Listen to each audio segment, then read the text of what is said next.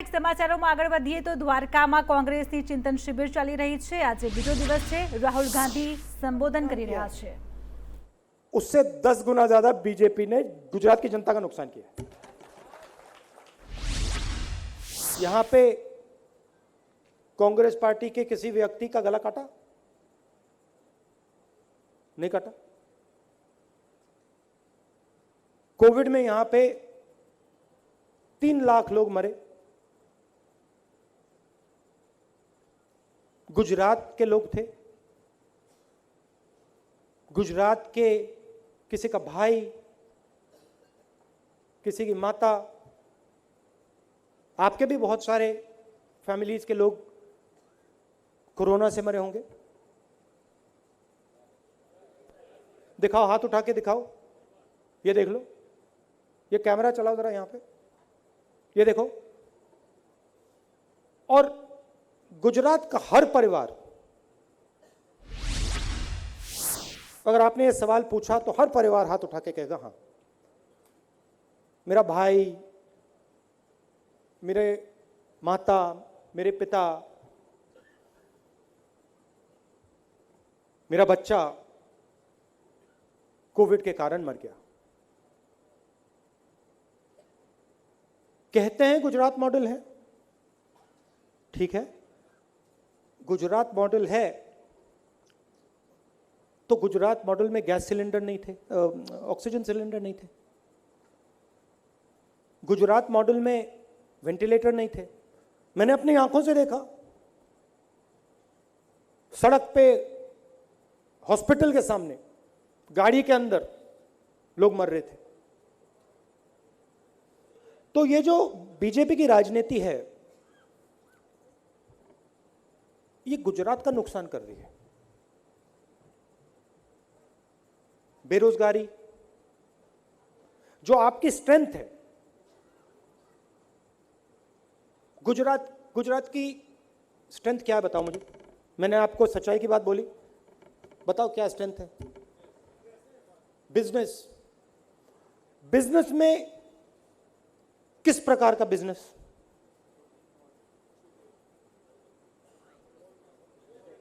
छोटे, स्मॉल और मीडियम, यह गुजरात की स्ट्रेंथ है। स्मॉल और मीडियम बिजनेस को नरेंद्र मोदी जी ने क्या किया?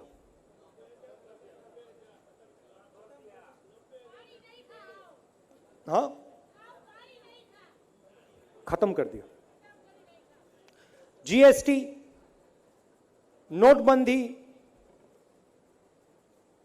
कोरोना के समय उनके जो एक्शंस थे, उन्होंने गुजरात की रीढ़ की हड्डी को तोड़ दिया, बैकबोन को तोड़ दिया। और गुजरात इस बात को समझ रहा है। ये आप मत सोचिए कि गुजरात को ये बात समझ नहीं आ रही है।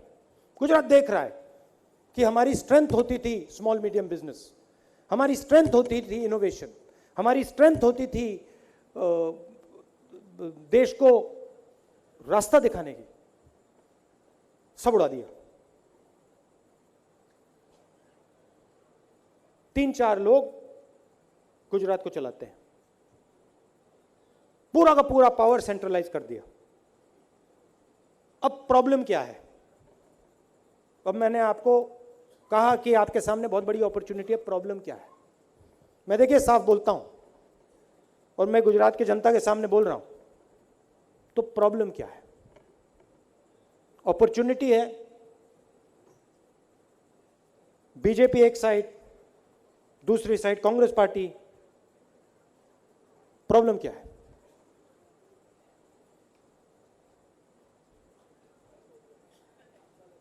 नहीं, जोर से बोलिए।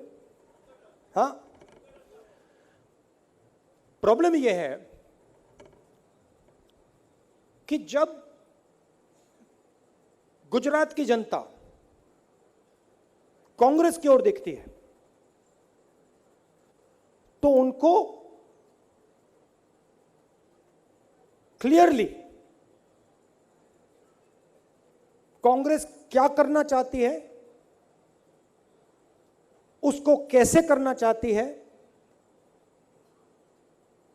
और उसको कौन लोग करेंगे वो पहचान नहीं पा रहे। वो हमारे ओर देखते हैं, कहते हैं यार कांग्रेस पार्टी को जिताना तो चाहते हैं हम, मीडिया उनके साइड है तो थोड़ा कंफ्यूजन रहता है, पूरा मीडिया उनके बारे में बोलता है, हमारी बुराई करता है 24 घंटे। तो वो कंफ्यूजन हमें क्लियर करना है। कांग्रेस क्या करेगी, कैसे करेगी, और कांग्रेस पार्टी में कौन कौन लोग इस काम को पूरा करके दिखा देंगे। अब इसमें दूसरा सवाल उठता है, कंफ्यूजन कहां से आता है? कंफ्यूजन एक बार फिर सच्चाई की ओर चले जाते हैं, महात्मा गांधी की ओर चले जाते हैं, कृष्ण भगवान की ओर चले जाते हैं।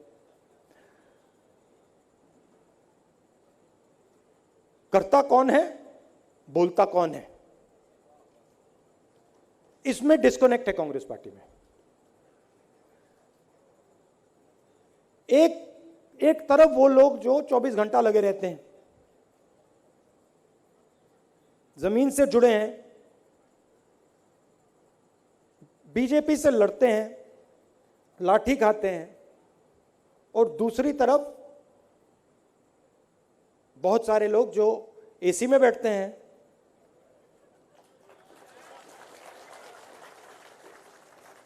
मौज करते हैं, बोलते हैं, लंबे लंबे भाषण देते हैं। अब मेरा भी ज्यादा लंबा हो रहा है। तो ये क्लैरिटी हमें लानी है। गुजरात के लोगों हमें दिखाना है, भैया देखो इस साइड लिस्ट है कांग्रेस पार्टी की, ये लोग काम के लोग हैं,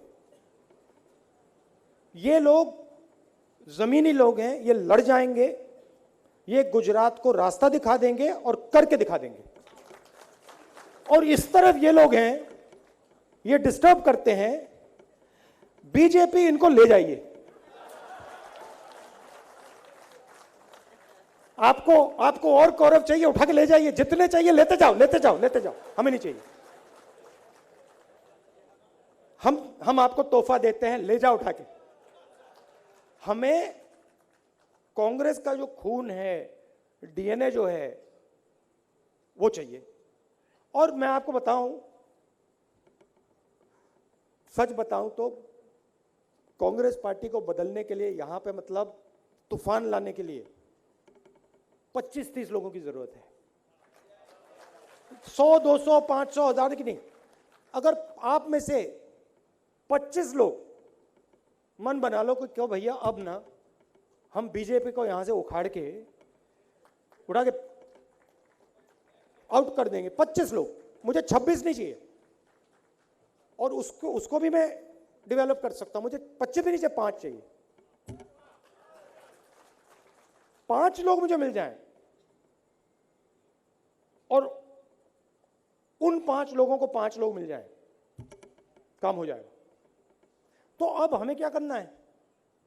अगले 6 महीने में, 1 साल में, कितना समय है इलेक्शन के लिए? 8 महीने। 8 महीने क्या करना है? हमें खोजना है। इन्हीं लोगों में से रघु शर्मा जी, ठाकुर जी, आपका काम क्या है? आपका काम इस भीड़ में से वो 25, 30, 40 लोग निकालने हैं और पूरी की पूरी कांग्रेस पार्टी की शक्ति, सपोर्ट उनको देना है।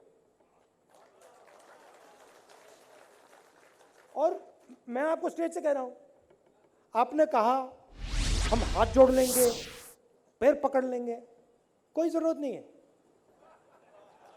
ना। ये भैया पैर पकड़ना, हाथ जोड़ना, वो बीजेपी का काम है, हमें कोई इंटरेस्ट नहीं है। जो काम करेगा उसको आप आगे बढ़ाइए, जो काम नहीं कर रहा है उसको आप साइड में कर दीजिए। और मैं जानता हूं कांग्रेस पार्टी के वो भी लोग हैं, मैं आपको बता रहा हूं, मैंने देखा है, वो भी लोग हैं जो एसी में बैठते हैं। आपने ये लाइन बनानी शुरू कर दी ना, वो भी उस दूसरी लाइन में घुस जाएंगे, टाइम नहीं लगेगा, वो सब पहली लाइन में घुस पड़ेंगे। कांग्रेस पार्टी में वो एकदम आएंगे। तो आपका काम 2 लाइन बनाने का है, और फिर आप मजा देखना, ये सब के सब एक लाइन में घुस जाएंगे, और जो नहीं घुसेंगे हैं उनको आप अच्छा सा पैकेज बना के बीजेपी के घर पहुंचा दीजिए। तो गुजरात की जनता, गुजरात के युवाओं से भी 2-3 चीजें कहना चाहता हूं। ये जो संगठन है जिसको हम कांग्रेस पार्टी कहते हैं, ये आप सबका संगठन है, ये गुजरात के युवाओं का संगठन है, ये गुजरात की मजदूरों का, स्मॉल और मीडियम बिजनेस चलाने वालों का संगठन है। और आप लोगों को इस संगठन को संभालने का काम करना पड़ेगा। यहां टीम बैठी है, मगर ये जो साइड वाले दरवाजे हैं, इनको आप खोल दीजिए। गुजरात के पास दुनिया से सबसे ज्यादा टैलेंट है, नंबर 1 तो वो है, और मतलब लिस्ट है।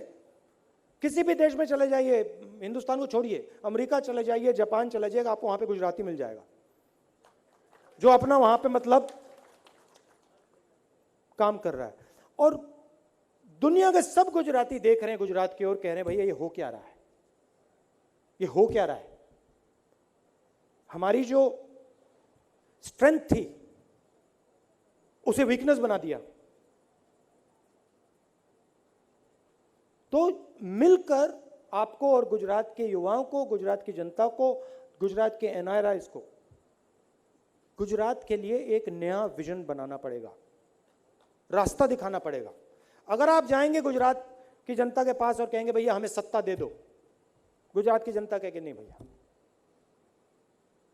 अगर आप कहेंगे देखिए गुजरात के लिए हम ये विजन लाए हैं, गुजरात को हम इस प्रकार से बदलेंगे, गुजरात के आदिवासियों के लिए हम ये करके दिखाएंगे, गुजरात के छोटे स्मॉल मीडियम साइज इंडस्ट्री के लिए हम ये करके दिखाएंगे, गुजरात के डायमंड इंडस्ट्री के लिए हम ये करके दिखाएंगे, गुजरात के जो कॉलेजेस यूनिवर्सिटीज हैं हम इसको इस प्रकार से बदलेंगे। अगर आपने ये प्लान करके गुजरात को दिखा दिया, और वो जो मैंने 25 लोगों की बात की, आपने दूसरी तरफ वो 25 चेहरे लगा दिए, ये आपका इलेक्शन गया, हो गया काम। और मैं तो हूं यहां। आप देखिए, मैं आया, एक आप बुरी आदत मुझे दे दी आप लोगों ने। मैं आया, हर बार आता हूं, अब आदत लग गई है। नॉर्मली मैं क्या खाता हूं, लंच पे मेरा बहुत छोटा चलता है, बहुत कम खाता हूं, और मैं नॉर्मली फ्राइड तला हुआ खाना नहीं खाता हूं, मीठा कम खाता हूं। जब मैं गुजरात आता हूं, पता नहीं क्या हो जाता है, पता नहीं क्या कर देते हो आप लोग। मैं आज मंदिर से निकला, वहां पे मुझे रेस्टोरेंट दिख गया, मैंने कहा चलो भैया उसमें जाना है। और नॉर्मली मैं, बड़ी थाली रख दिया आपने मेरे सामने, वहां पे मतलब 2-3 मैंने पराठे खा लिए, रोटी पराठे पता नहीं क्या क्या खिला दिया आपने, 3-4 सब्जी। तो मुझे यहाँ खाना भी अच्छा लगता है, गुजरात के लोग भी अच्छे लगते हैं, आपसे सीखने को मिलता है। और मेरे जो गुरु हैं, गुरु थे और रहेंगे, महात्मा गांधी जी, जिन्होंने मुझे राजनीति में सिखाया है, वो आपके हैं, वो आपने मुझे दिए, आपने देश को दिए। तो ये रिश्ता है, इस रिश्ते को मैं गहरा करना चाहता हूँ, आपसे सीखना चाहता हूँ।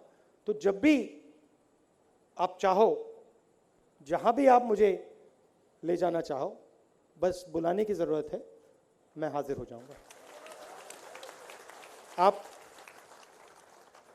आप सबका बहुत धन्यवाद। और देखिए,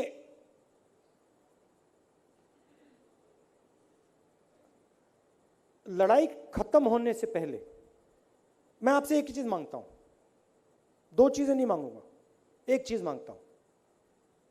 लड़ाई खत्म होने से पहले हार कभी नहीं माननी चाहिए। लड़ाई के बाद जितनी हार मानना चाहते हो मान लो। इलेक्शन की डेट कब है? 10 दिसंबर से पहले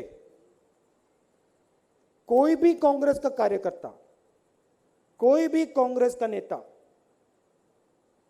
हार नहीं मानेगा। ये आप मुझे दे दो, ये दे दो और मैं आपको कह रहा हूं कि आपका चुनाव आप लोग जीत गए हो।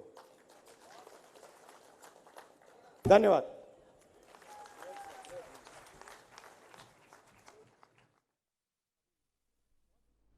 તો દ્વારકામાં કોંગ્રેસની ચિંતન શિબિરનો આજે બીજો દિવસ છે। રાહુલ ગાંધી સંબોધન કરી રહ્યા હતા।